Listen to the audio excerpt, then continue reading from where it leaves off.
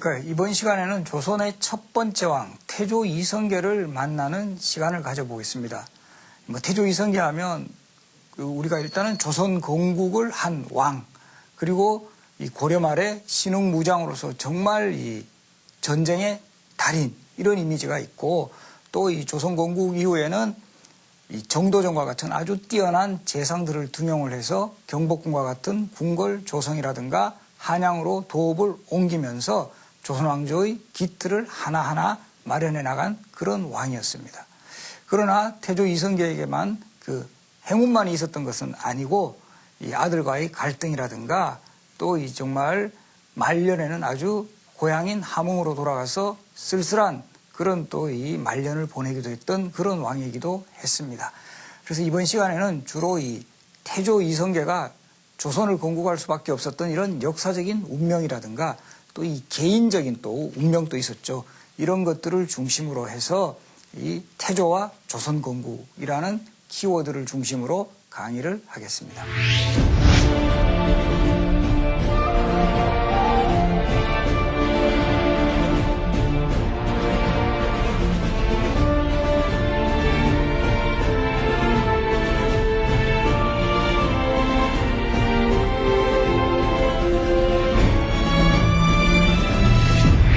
태조 이성계 하면 그 조선을 건국한 왕이다. 그러면 원래는 태조 이성계는 고려시대 사람입니다. 그리고 이 지역적으로도 함경도의 최변방 함흥 출신이거든요. 보면 전형적인 시골 사람이에요. 이런 시골 사람이 어떻게 새왕조를 건국할 만큼 큰 힘을 발휘할 수 있었을까? 이런 의문의 시작은 우리가 국제정세의 변화에서도 확인을 할 수 있습니다. 그래서 당시의 국제정세는 이 전통의 강국이었던 원나라가 서서히 기울어 가고 그 새로운 그 신흥강국 명나라가 등장하는 시기였어요. 특히 이성계가 근거로 하고 있었던 함흥 지역은 원나라의 세력이 아주 강하게 영향을 미쳐서 사실 이성계의 그 선조들, 특히 이 고조부, 이안사, 나중에 이제 목조로 추존되는 인물이죠. 바로 이 인물은 원나라 관리로 일을 했습니다. 그래서 원나라의 그 관리로서 상당히 이제 연결고리를 가지고 있었는데, 이 점차적으로 이 원나라 쪽에서 고려인에 대한 차별 같은 것이 강화되면서 이성계의 선조대부터 서서히 원나라의 간섭에서 벗어나려고 하는 그런 움직임을 보입니다. 그리고 이러한 때에 맞춰가지고 고려시대에 이제 소위 말해서 반원 자주화 정책을 펼친 왕, 누가 있죠? 바로 이 공민왕이죠, 공민왕. 이 공민왕의 반원 자주화 정책이 펼쳐지면서 이 이성계의 선조들, 특히 아버지 이자춘 때부터는 공민왕에게 협조를 해서 서서히 원나라 간섭에서부터 벗어나는 이런 활동을 하게 됩니다. 그래서 실제 이성계는 아버지 이자춘을 이어가지고 공민왕 때는 그 함경도 지역 동북면의 병마사의 그 직책을 맡으면서 아주 중요한 역할을 하게 됩니다. 그러니까 자연히 공민왕의 신임을 받게 되고, 이 아주 그 변방 지역의 그 장수지만 그 능력을 인정받으면서 서서히 소위 말해서 정치권의 주류로 편입을 하게 되는 그런 과정을 겪게 됩니다. 여기에는 이성계의 아주 그 뛰어난 무인의 그 자질 같은 거, 이런 것도 큰 역할을 했는데, 또 무엇보다도 활쏘기가 생각이 나는데요. 보면 조선왕조실록 기록을 보더라도 이성계가 까마귀 5마리의 머리를 다 맞추었다라든가, 이 담비가 한 마리도 아니고 20마리를 다 이제 명중시켰다는 이런 기록이 나와요. 또 이성계에 관한 기록을 보면은 그 당시에 함경도 지역에 출몰했던 뭐 멧돼지라든가 심지어 정말 호랑이까지 사냥했다는 이런 기록까지 나옵니다. 그리고 그야말로 이 신궁으로서 능력을 발휘하면서 그 당시 함경도 지역에서는 매가 아주 이 중요한 그런 이 사냥에 필요했던 동물이었거든요. 그래서 함경도 지역 사람들은 이런 말까지 했다 그래요. 이성계처럼 정말 준수한 매를 가지고 싶다. 그만큼 이제 사냥의 그 달인 또는 명인이었다. 이렇게 볼 수 있는 인물이었습니다. 이런 그 출중한 그 무인적 자질, 활쏘기 능력을 겸비하면서 이성계는 특히 고려 말에 홍건적이라든가 여진족이라든가 이 외구의 침입이 있던 시기에 항상 출전을 해서 뭐 연전연승을 합니다. 우리 역사에서 보면은 전투에서 패배를 모르는 이런 장군들이 몇 분 계세요. 뭐 대표적으로 우리가 임진왜란 때 활약했던 이순신 장군을 들 수가 있는 것이고, 바로 태조 이성계도 이 공민왕 때 그 원나라를 추방하는 이런 전투에 나서는 시기부터 해서 1388년 위화도 해군으로 권력을 잡을 때까지 거의 30년에 이르는 시기 동안 패배를 모르던 그런 장군이었습니다. 특히 이 이성계를 본격적으로 이제 알아주던 그런 전투가 1380년에 있었던 황산대첩이라는 전투입니다. 이 전투는 이 고려의 그 후방을 침입했던 외적, 그리고 그 외적 중에서도 소년장수 아지발투라는 인물이 있었어요. 이 소년장수가 정말 겁없이 이 고려 진영을 휘저으면서 정말 공포의 대상이 됩니다. 이때 이 아지발투를 제거하는데 주역이 됐던 인물이 바로 태조 이성계입니다. 그래서 이 태조 이성계가 아주 그 신기한 활솜씨 능력으로 결국 아지발투를 거꾸로 때리고 그 황산대첩에서 외적을 물리치고 대승을 거둡니다. 이런 그 소문이 조정에도 알려지면서 정말 이성계야말로 이제 우리 위기에 빠진 고려 조정을 구할 인물이다 하면서 이제 본격적으로 인정을 받게 됩니다. 그래서 뭐 요즘 개념으로 하면 점차 승진도 돼 가는 거죠. 그래서 이제 이성계는 그 고려 말에 있어서 최영 장군과 함께 고려를 지킬 수 있는 최고의 장군으로 떠오르게 됩니다. 그런데 이제 또 문제는 이 두 사람 사이에서는 또 다른 갈등이 있게 됩니다. 뭐냐 하면은 최영 장군 같은 경우는 고려 개성의 어떤 그 아주 가문도 좋고 이 지역적으로도 고려의 수도였던 개성에서 키워진 전형적인 무장이었다면, 이성계는 저 한경도 함흥 출신, 즉 시골 변방에서 갑자기 급부상했던 그런 장군이라는 점에서 두 인물은 뭐 캐릭터의 측면에서도 매우 다른 점을 지니고 있었습니다. 그리고 또 이 시기에는 바로 중국의 원나라에서 명나라로 세력이 교체되는 이런 시점에서 두 장군이 가지고 있었던 대외 인식도 차이를 보이고 있었습니다. 최영 장군 같은 경우는 전통적인 우방국인 원나라와 계속 협조 관계를 유지해야 된다라는 그런 입장에 있었다면, 바로 이 태조 이성계 같은 경우는 새로운 신흥강국 명나라에 대해서도 우리가 상당히 신경을 써야 된다라는 이런 입장에 서게 돼 있었습니다. 또 이런 그 구도와 함께 또 하나 고려 말의 사회를 지배했던 대표적인 이 대립 구도는 뭐냐 하면, 소위 권문세족이라는 존재와 더불어 이런 권문세족을 비판하는 새로운 사회 세력, 소위 신흥사대부라는 세력이 성장하고 있었거든요. 바로 이때 최영이라는 인물은 권문세족하고 여전히 이제 관계를 유지하고 있었다면, 바로 이 태조 이성계는 신흥사대부에 있어서도 핵심 인물이었던 바로 정도전이라는 인물을 이제 본격적으로 이 참모로 삼으면서 이 신흥사대부가 가지고 있었던 입장도 이제 원나라와 우리가 가지고 있었던 고리를 단절을 하고 이 명나라와 친교를 맺어야 된다라는 이런 입장에 취하게 됩니다. 이 신흥사대부 세력과 태조 이성계가 손을 잡았다, 이렇게 볼 수가 있습니다. 그리고 이 1384년 태조 이성계의 진영인 함주 막사에 바로 정도전이라는 인물이 찾아옴으로써 소위 말해서 조선이라는 건국의 이념 같은 거, 이런 것이 본격적으로 이 틀을 잡게 된다는 거. 이게 이런 점에서 본다면 태조 이성계와 정도전의 만남은 운명적인 만남이었고, 결과적으로는 고려 왕조를 해체시키고 새 왕조 조선이라는 나라로 바뀌어가는 그런 시발점이었다, 이렇게도 해석이 가능합니다.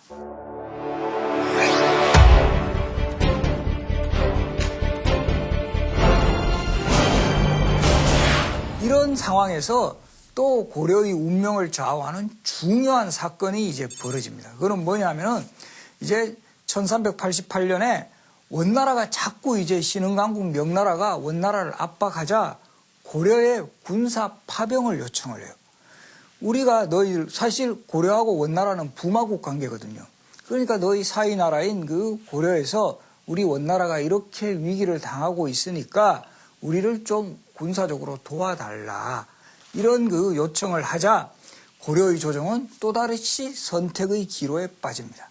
우리 역사적으로도 이런 군사를 그 해외에 파병하는 그 쉬운 선택이 아닙니다. 우리 역사에서도 봤지만 최근에도 이라크 파병, 아프가니스탄 파병, 또 현대사에서 월남 파병 이런 그 역사가 있었습니다만은 고려 말에도 그런 선택의 시간이 주어졌어요.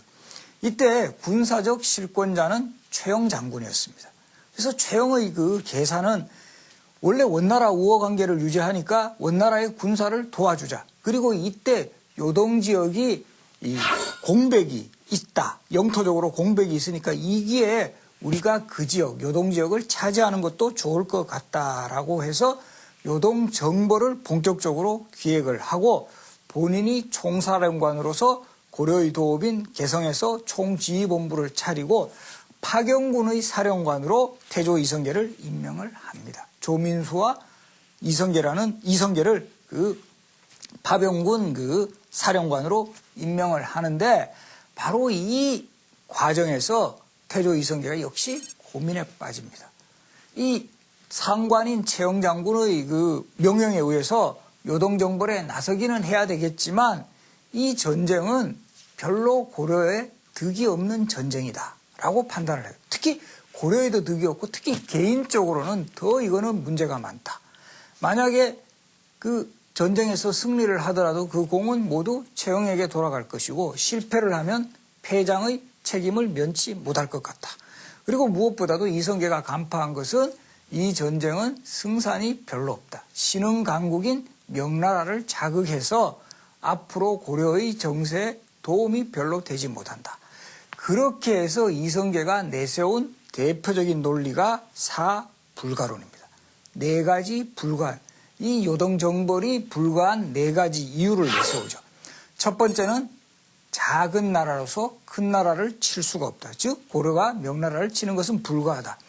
두 번째 이유는 이 전쟁이 농번기여서 병사들, 그 당시에 군대들은 다 농민 출신이거든요.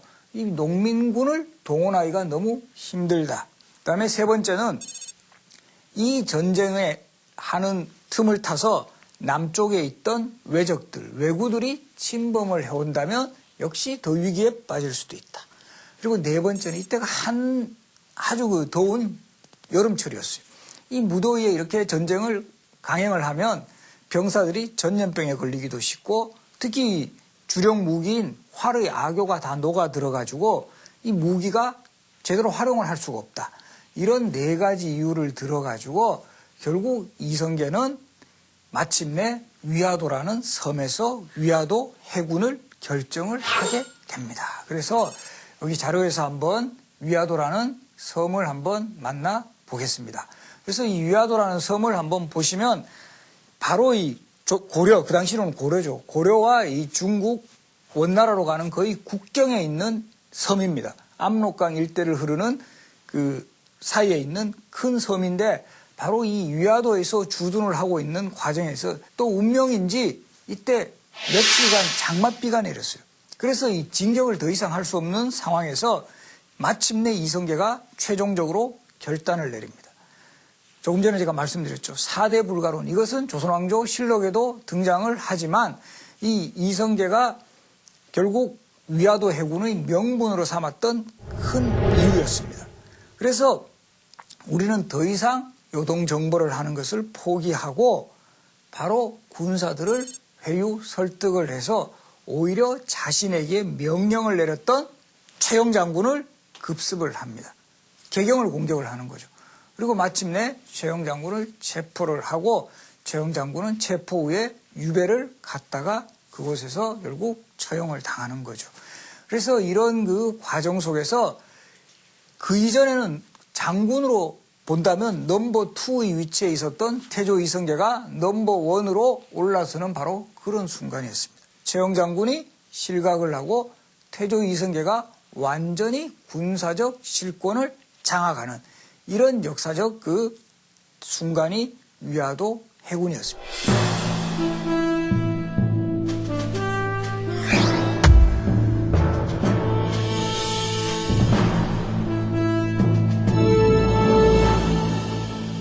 이성계가 완전히 권력을 잡았지만 본인이 왕이 되지는 않아요. 왜 그러냐면 만약에 그때도 위화대군을 성공시킨 다음에 이성계가 고려의 왕인 우왕을 폐위시켜버리고 자신이 왕이 되었다고 가정을 한다면 그때도 반대 세력들이 엄청났을 거라는 거죠. 어떻게 저 시골 출신의 장군이 고려라는 나라의 왕이 될 수 있느냐. 그 백성들, 신하들의 저항감이 만만치 않았을 것을 그 당시에도 분명히 예상을 했기 때문에 태조 이성계는 어떤 방법을 쓰느냐 하면 일단 군사적 실권을 장악한 다음에 나 이런 사람이다. 나 태조 이성계 괜찮은 사람이다. 아주 정치적 비전도 있고 백성을 위하는 그런 인물이다라는 점을 널리 홍보해 나가요. 홍보해 나가면서 이제 백성들의 지지를 서서히 끌어내는 거죠. 그 대표적인 사례가 1391년에는 과점법이라는 토지개혁을 단행을 해서 그 이전까지 권문세족에게 독점되었던 토지들을 신흥 관리들이라든가 백성들에게 골고루 나누어주는 엄청난 경제개혁을 단행을 해요. 백성들의 입장이라든가 또 이제 새로운 신하들의 입장에서 본다면 태조 이성계가 마음에 드는 거죠. 아, 우리가 먹고 살 수 있는 기반을 만들어주는 그런 인물이구나. 서서히 우호적인 그런 이 감정 내지는 지지를 갖게 됩니다. 그래서 이런 말까지 유행했다 그래요. 고려 말에 쌀밥을 가리키는 말을 이팝이라 그랬거든요. 이씨가 내려준 밥, 이성계가 준 밥. 이런 식으로 자신의 이미지라든가 이 정치적 지도자로서의 어떤 역량, 비전 같은 것을 확인을 받은 후에 마침내 이제 때가 되었다라는 시기에 고려의 마지막 왕인 공양왕의 양보를 받는 형식. 이것도 중요합니다. 우리가 태조 이성계가 조선을 건국했을 때 마치 그냥 느낌상으로는 원래도 활도 잘 쏘고 칼도 잘 쓰니까 막 공양왕을 시해하고 그렇게 왕이 되지 않았을까 이렇게 생각을 하시지만 형식은 선양이라는 형식입니다. 공양왕 스스로가 나는 능력이 없으니까 나보다 훨씬 능력이 뛰어난 태조와 같은 인물이 다음 왕이 되었으면 좋겠다라고 하는 그런 교서를 발표해요. 그래서 태조즉위 교서라는 그 자료를 보더라도 공양왕이 내가 능력이 부족해서 왕위를 물려주고 싶다라고 했고 그것을 받아서 태조 이성계가 내가 3번이나 사양을 했지만 공양왕이 거듭 나에게 왕위를 물려주었기 때문에 내가 할 수 없이 이것을 뜻을 받아들인다라고 기록이 되어 있습니다. 만약에 공양왕이 그래 태조 이성계 너 당신 3번 사양하고 왕할 뜻 없구나. 그럼 나 계속 할게. 이랬으면 공양왕도 조금 말로가 더 비참했을 가능성이 많습니다. 형식상으로는 양보지만 실질적으로는 이성계의 군사적 힘, 정치적 힘에 의해서 공양왕이 양보를 하는 방식으로 태조 이성계가 조선의 왕으로 즉위식을 올립니다. 그래서 즉위식을 올리는 공간도 조선의 수도였던 한양의 경복궁이 아닙니다. 개성의 수창궁에서 1392년 7월에 즉위식을 일단 올립니다. 그러나 완전히 이제 성씨도 바뀌었죠. 그래서 우리가 이것을 고려에서 조선왕조의 교체를 역성혁명이라고도 해요. 바꿀 역자에 성성자, 성이 바뀐 혁명. 그러니까 완전히 왕조가 바뀝니다. 당연히 판을 새로 짜야 되겠죠. 그래서 나라 이름도 처음에는 고려였어요. 고려다가 나라 이름을 그 직후에 바로 조선이라는 나라로 국호를 바꾸죠. 그 국호를 바꾸는 데 있어서는 전통적인 우리 역사에서 실제 조선이 있었어요. 우리 고조선이라고 있죠. 당군조선, 기자조선. 당군조선의 그 하늘의 자손이다라는 독자성과 기자조선에서 나오는 문화적인 자부심 같은 것. 이것을 계승한 이름이 조선이라는 국호에 담겨 있어요. 그리고 그 다음에 또 중요한 게 도읍을 옮기는 거예요. 도읍을 옮기는 거. 고려의 수도였던 개성이라는 도읍은 태조 이성계 입장에서 보면 이건 별로 정치적으로 자신을 지지하는 세력보다는 고려의 구귀족들이 기반을 계속 유지했던 곳이에요. 그러니까 이 도읍을 옮기는 그런 그 소위 프로젝트를 태조 이성계가 가장 믿었던 신하 정도전이 중심이 돼서 그 프로젝트를 수행을 합니다. 그래서 이제 조선 건국과 거의 동시에 세도읍지를 물망을 한번 그 선택지를 한번 점검해 보라고 지시를 내려가지고 처음에 이제 그 후보지로 올랐던 곳이 계룡산 일대하고 그리고 바로 지금의 한양 일대예요. 그리고 결과적으로는 정도전과 무학대사의 건의를 받는 형식으로 바로 한양이 새로운 도읍지로 결정이 됩니다. 그래서 이 한양이 새로운 도읍지로 결정되는 데 있어서 가장 그 중요한 요소가 바로 이 지금 자료에서도 보시지만 이 지역 자체가 네 곳 산으로 잘 이렇게 둘러싸여져 있거든요. 방어에 유리하다는 겁니다. 그래서 한양이라는 도시를 보면 북쪽에는 북악산, 남쪽에는 목멱산, 동쪽에는 낙산, 서쪽에는 인왕산 이렇게 해서 네 곳 산으로 잘 둘러싸여 있어서 방어 도시로 매우 유리하다라는 점. 이것이 이제 그 수도로 선정되는데 매우 중요한 요소였고 또 이 서울이라는 도시 보면은 그 네 곳 산자락 밑으로 흘러가는 강이 뭐죠? 서울을 관통하는 강, 한강입니다. 한강. 그런데 이 한강이라는 강은 자세히 보시면 이 강이라기보다는 바다하고도 연결이 되는 겁니다. 한강은 쭉 빠져가지고 서해 바다까지 연결이 되거든요. 그리고 이 바닷길로 통해서 조운이라 그래가지고 세곡을 계속 이제 운반해 나가야 됐기 때문에 이 서울이라는 도시는 뭐 매우 중요한 이런 경제적으로도 유리한 여건을 갖추고 있었다. 그리고 이 방어 도시로도 매우 유리했고 또 이제 세금을 운송할 수 있는 조운에도 매우 유리한 여건이었고 이런 것이 이제 결합이 되어서 이 한양이 조선의 수도로 결정이 됩니다. 1394년 10월의 일이었고 그러니까 조선의 수도로 본다면 이 지금 현재 서울은 약 한 618년 정도 되죠. 이 계속 우리 역사의 수도로 기능을 하고 있습니다.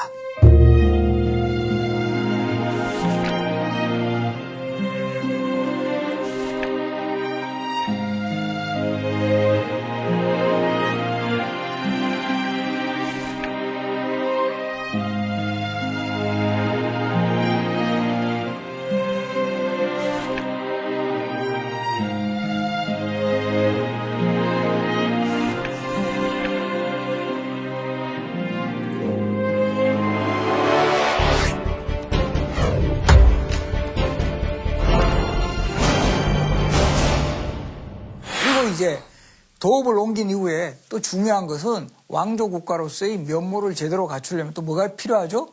궁궐이 필요합니다. 궁궐. 그래서 이 조선의 전궁인 경복궁이 이 북악산, 조선의 이 그 수도 한양이 도읍으로 결정된 데는 산이 매우 중요하다 그랬어요. 산. 그리고 이 경복궁이라는 궁궐은 이 북악산, 지금 백악산이라고도 합니다만은 이 북악을 주산으로 하고 있어요. 그래서 사실은 이 궁궐 조성할 때도 정도전과 무학대사가 상당한 갈등을 빚었다고 해요. 왜 그러냐면 무학대사는 인왕산을 주산으로 하자라고 주장을 했고 정도전은 북악산을 주산으로 하자라고 주장을 했는데 이 정도전이 북악을 주산으로 하자고 주장했던 가장 큰 이유는 보시면 북악산은 남쪽을 바라보고 있어요. 그래서 북악을 주산으로 해서 궁궐을 지으면 궁궐이 남쪽을 바라보게 돼 있거든요. 궁궐이 남쪽을 바라보게 돼 있으니까 특히 유교의 원칙에 있어서는 군자는 남면을 해야 된다는 거예요. 남면. 남쪽을 바라봐야 돼요. 남쪽을 바라봐야 되니까 인왕산을 주산으로 하면 궁궐이 동쪽을 바라보게 돼 있습니다. 이게 문제가 많다. 그래서 결국은 이때 정도전이 이성계의 태조의 신임을 워낙 받고 있었기 때문에 정도전의 의도가 강하게 작용이 돼서 마침내 이 북악산을 주산으로 하는 경복궁이 완성이 되고 이 경복궁이 완성이 된 다음에 그 정전이라고 그래요. 가장 중심되는 건물인 근정전이 완성이 됩니다. 그래서 이런 것도 우리가 재밌는데 궁궐의 명칭, 경복궁이라는 이름이 어떻게 해서 생긴지 아십니까? 경복이라는 말은 사실은 시경에 나오는 말인데 태조 이성계가 경복궁이 완성되고 난 다음에 아주 기분이 좋아졌어요. 기분이 좋아져서 이 궁궐 이름 한번 지어보라고 하니까 이때 태조 이성계가 또 술에 좀 취하셨다고 해요. 술에 취하니까 정도전이 아주 또 머리가 비상한 사람입니다. 그래서 군자가 술에 취하고 덕에 배부르니 만년의 경복, 큰 복을 누리리라는 이런 구절을 생각하고 경복이라고 하시는 게 어떻겠습니까? 하니까 태조 이성계가 아까 술에 취하셨다 그랬죠. 술김에 좋다 해가지고 경복궁이라는 이름이 결정됐다라는 내용이 실록에 나옵니다. 그리고 정전의 이름은 또 이것도 재밌어요. 근정전. 근자가 무슨 근자죠? 부지런할 근자입니다. 우리 근면이라고 말하죠. 그죠? 그 바로 부지런하다라는 뜻. 그래서 정치를 하면 항상 부지런해야 된다라는 의미로 정전의 이름은 근정전으로 정합니다. 근데 이것도 아주 여기서 재밌는 기록이 나오는데요. 근정전이라고 이름을 정할 때 정도전이 건의를 합니다. 태조 이성계한테 이 이름을 지을 때 왕이 부지런히 해야 하는 게 매우 중요한데 항상 부지런할 게 아니라 부지런히 해야 할 바를 알고 부지런해야 된다라고 매우 강조를 합니다. 여기 와닿는 분들 많죠, 그죠? 우리가 보면 좀 쓸데없이 부지런하면 상당히 힘듭니다, 그죠? 그러니까 정말 부지런히 할 바를 알고 부지런히 해야 한다라는 거, 이런 내용들. 그래서 이런 우리가 지금 경복궁 같은 궁궐은 항상 우리가 찾아볼 수 있는 궁궐이고, 그곳에 가서 여기에 얽힌 이런 역사적 이야기, 이런 것들을 함께 알고 보면 훨씬 많은 것이 보입니다. 그래서 경복궁이라는 이름에 담긴 뜻, 근정전이라는 이름에 담긴 뜻, 또 보면 한양이라는 도시가 배치가 됐을 때는 궁궐이 완성되고 난 다음에는 역대 왕과 왕비의 신주를 모신 종묘와 또 토지의 신인 사와 곡식의 신인 직의 제사를 하는 제단인 사직단을 만들어요. 그래서 종묘를 이제 궁궐의 왼쪽에, 사직을 궁궐의 오른쪽에 배치함으로써 종묘 사직의 완성으로 이제 그 왕조 국가의 어떤 위험 같은 거, 이런 것들을 다 이렇게 본격적으로 과시를 한다. 이렇게 해석을 할 수가 있습니다.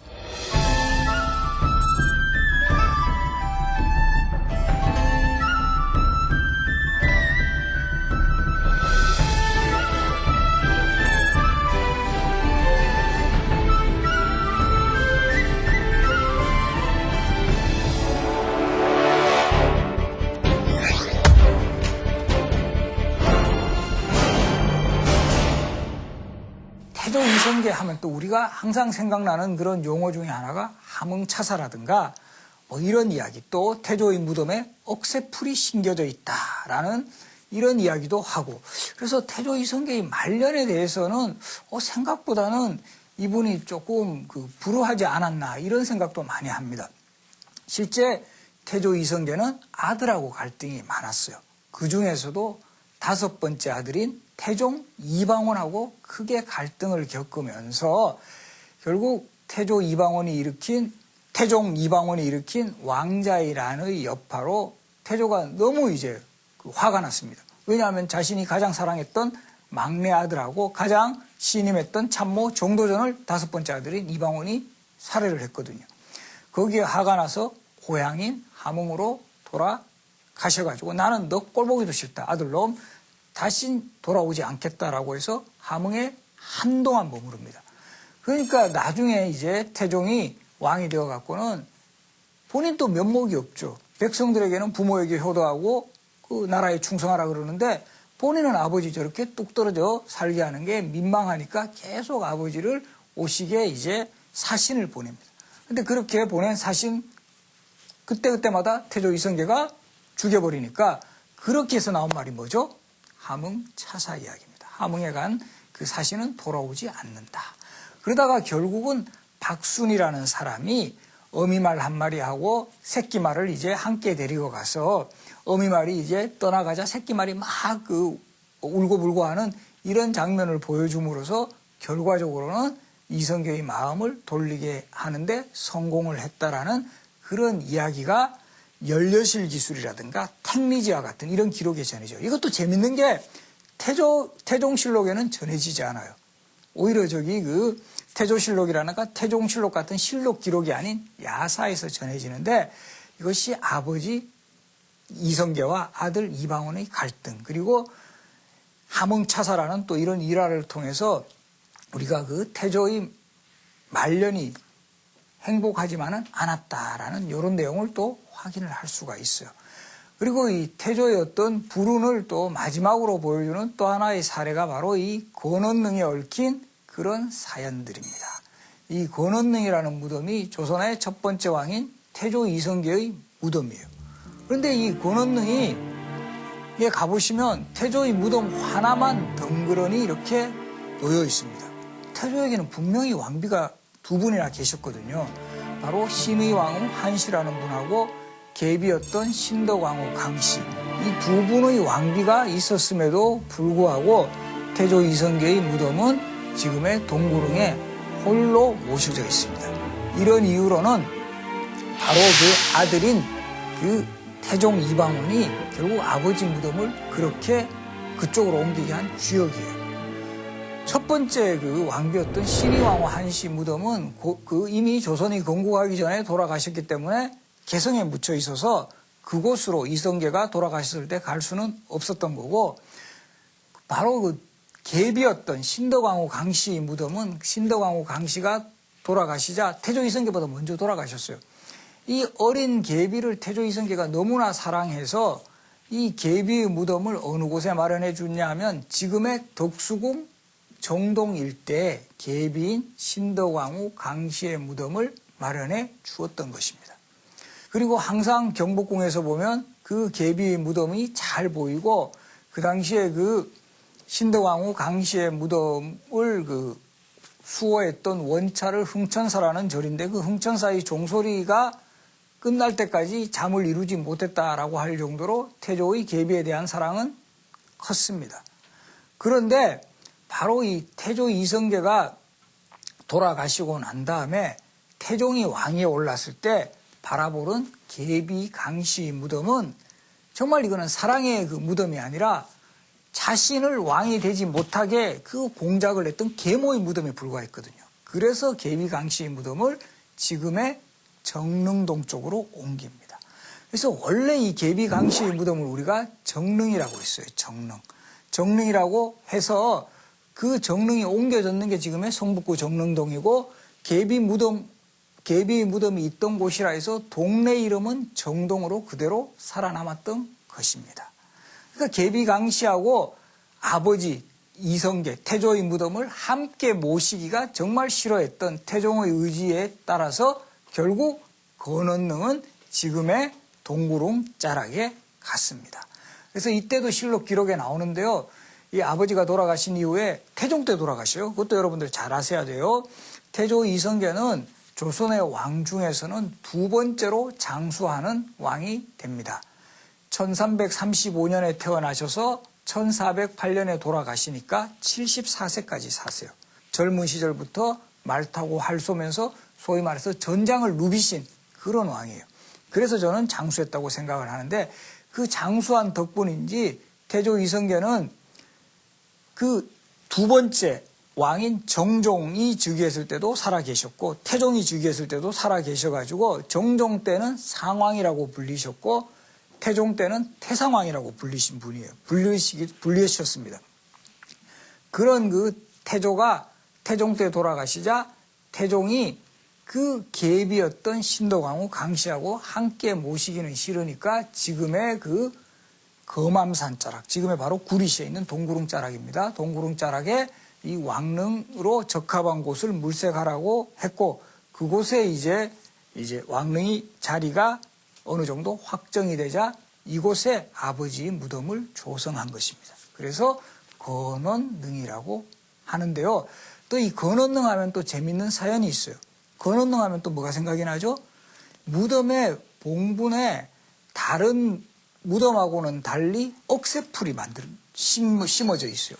억새풀이 이렇게 조성이 된 까닭은 기록에 보면 태조 이성계가 돌아가실 때 유언을 남겼다고 합니다.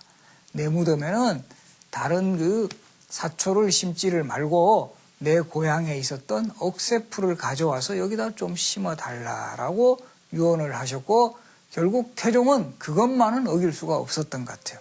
지금 또 가보시면, 권원능에 가보시면 태조 이성계 무덤에 억새풀이 심어져 있는 것을 볼 수가 있어요. 그리고 이 태조 이성계의 어떤 후계자 책봉 문제에 있어서는 어떻게 보면 좀 연세가 많으셔서 그런지 모르지만 그 자신의 어떤 그 나이 많은 아들들을 제쳐두고 막내 아들을 후계자로 책봉함으로써 이 소위 말하는 왕자의 란이라는 왕실의 비극을 잉태하는 그런 단서를 제공했다라는 점. 이건 역시 태조 이성계가 말년에 가진 어떤 후계자, 특히 후계자 지명에 있어서의 어떤 좀 판단 착오와 같은 이런 요소도 분명히 있었다. 그런 문제가 겹쳐서 결국은 세 번째 왕으로 올랐던 다섯 번째 아들 이방원과 불화를 일으킬 수밖에 없었고 그 과정에서 함흥으로 또 갈 수밖에 없는 그런 그 쓸쓸한 말년을 보냈던 왕 태조 이성계. 그런 태조 이성계는 74세에 창덕궁에서 결국 마지막 그 숨을 거둡니다. 그러나 그가 살았던 이 70여 세 평생은 고려 후기 격동의 시기에는 정말 젊은 무장으로 왕성한 정치적 야심과 혁명가로서의 삶이었고 이 조선이 건국한 이후에는 이제 조선 왕실을 안정시키는 정말 최고의 그 지도자, 원로로서 그 역할을 다했고 그 이후에는 조금은 이제 그 후계자 계승 구조와 맞물리는 과정에서 그 쓸쓸하고 조금은 불우한 말년을 보냈던 인물이 태조 이성계였다. 이렇게 정리를 하겠습니다. 그래서 다음 시간에는 이 태조 이성계의 후계자 지명과 관련해가지고 결과적으로는 왕자의란이 발생할 수밖에 없었던 조선왕실의 정치적인 그 힘겨루기 과정들, 그 과정의 최종적 승리자였던 태종 이방원 이야기를 중심으로 알려드립니다.